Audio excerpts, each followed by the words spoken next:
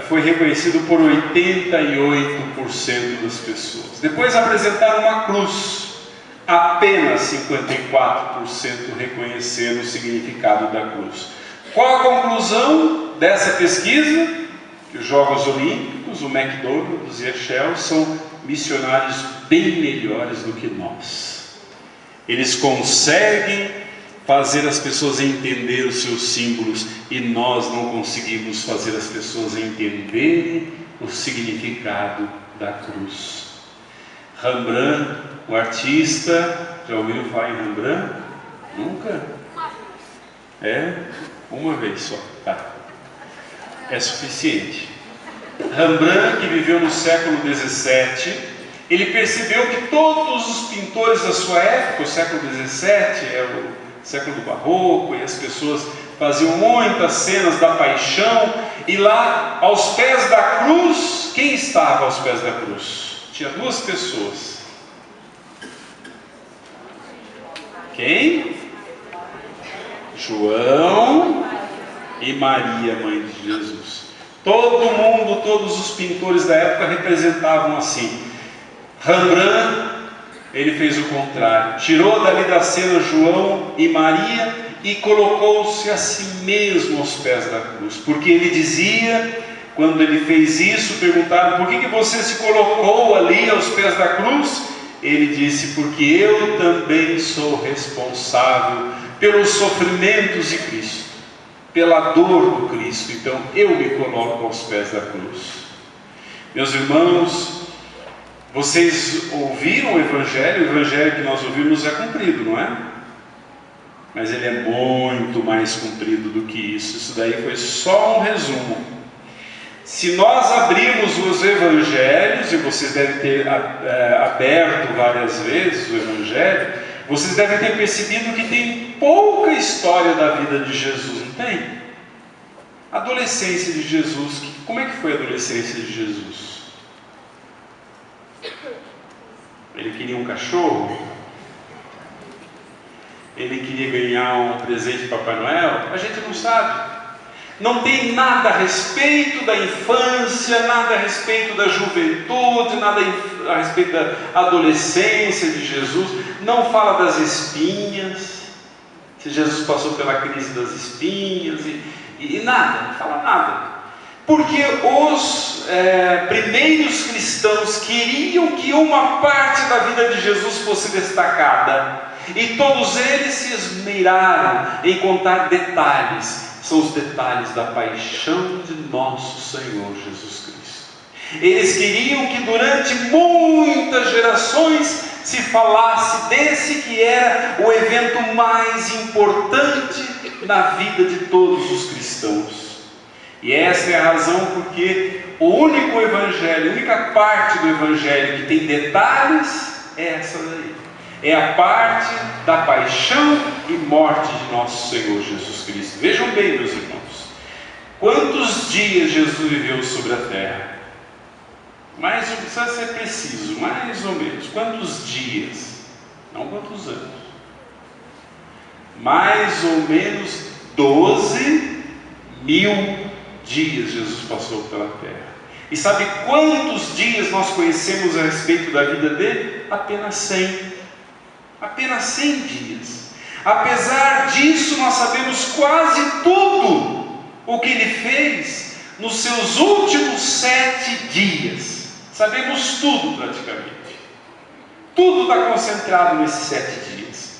Ele passou, antes do domingo de Ramos, como nós vimos aqui os Ramos, naquela época ele passou a noite na cidade de Betânia. Era uma cidade dormitório que ficava próxima de Jerusalém. Ali ele deve ter acordado, tomado o seu café da manhã, um bom café da manhã, porque ele sabia que precisava de muitas forças. O último capítulo da sua vida na terra seria um verdadeiro acontecimento. E ele teria a inevitável tarefa de passar, de enfrentar sozinho todas as provações que estavam por vir. Às vezes reclamando: ninguém me ajuda, eu sofro sozinho. Jesus não reclamou. Ele sabia que passaria sozinho por esses momentos difíceis, então ele se preparou para esse dia. Meus irmãos, Jesus, ele pensou nesses detalhes. Vocês não pensem que de repente ele chegou e de repente as pessoas pegaram ramos e começaram. Não, foi tudo preparado. Jesus preparou. Ele mesmo deu uma senha para os discípulos. Ele tinha conversado com o dono do burrinho. Eles não foram lá e roubaram o burrinho, não. Ele conversou um dia antes com o dono do burrinho e deu uma senha. Olha, vão vir pessoas aqui que vão pedir o burrinho, eles vão falar: o mestre precisa do seu burrinho, empreste para ele que depois ele vai devolver.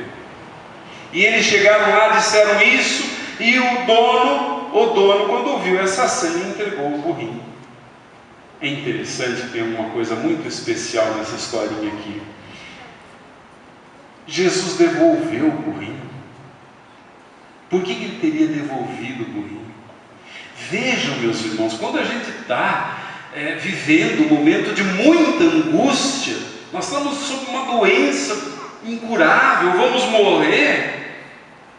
Você vai falar: eu não vou devolver coisa nenhuma a ninguém, vou morrer mesmo, pago, não devo, agora fica por aí. Não é isso que todo mundo passa pela cabeça da gente. Vai pensar que não? Igual um filme que eu assisti uma vez, a pessoa sabia que é uma mulher que tinha câncer, ela sabia que ia viver, sei lá, um mês, então ela pegou, saiu do emprego, pegou todo o dinheiro dela, se hospedou e viajou para a Europa, e se hospedou nos melhores hotéis, e deixou uma dívida enorme. Não estava nem aí, ela não ia pagar, vai viver só um mês, para quê? Quando ela voltou, o médico chamou e falou: olha, eu vou te falar uma coisa, nós trocamos o seu exame, não é você que está com câncer, é outra pessoa. O que ela vai fazer com essa dívida toda agora, né? É interessante que quando a gente tem uma sentença de morte, a gente não pensa nos outros, não. Não, ele vai se virar, eu tenho um problema maior. Jesus, mesmo tendo um problema maior, ele não pensou em si mesmo, nem na hora da morte. Ele se preocupou em devolver o burrinho, porque aquele homem vivia daquele trabalho, daquele animal. Ele não pensou em si, mesmo sofrendo, meus irmãos. Ao contrário de nós, quando nós sofremos, nós queremos ser o centro de todas as atenções, porque nós dizemos assim: eu mereço. Agora está na moda, né? Eu vou me dar um dia, eu mereço. Está na moda, pai. Jesus não se deu nem um dia. Até no momento da dor, ele não pensou em si mesmo e nem chamou atenção para si mesmo. Vejam que a sua morte não foi cercada de dor e de lamúria, ele reclamando, e ele não chamou os parentes e falou: gente, eu vou morrer, e todo mundo chorou. Não, ele preparou uma entrada triunfal. Ele preparou uma festa, e a festa começa, e aí foi a primeira vez que Jesus encorajou o povo a aclamá-lo como rei. Das outras vezes ele fugia, agora não. Agora os apóstolos fizeram lá, deram mantos para todo mundo, deram ramos para todo mundo, como foi aqui, né? E todos eles então começaram a se preparar para o grande cenário. O cenário era Jerusalém, e o motivo era a morte. Lembrem que havia uma recompensa pela sua cabeça. Quem conseguisse levar Jesus até as autoridades iria receber uma recompensa e ficaria famoso. Eles estavam procurando por Jesus para levá-lo à cruz. A cruz, eu conseguia falar essa palavra antigamente, mas acho que não sei se consigo, que ninguém fala mais. Era a morte mais ignominiosa, né? Mais revoltante, mais que você, uma coisa que você quer longe, né? Que você não quer perto de você. Você não quer a cruz. A cruz era um símbolo de alguma coisa feia. Se é símbolo de alguma coisa feia, por que até hoje nós temos a cruz? A gente não devia ter vergonha dela? É uma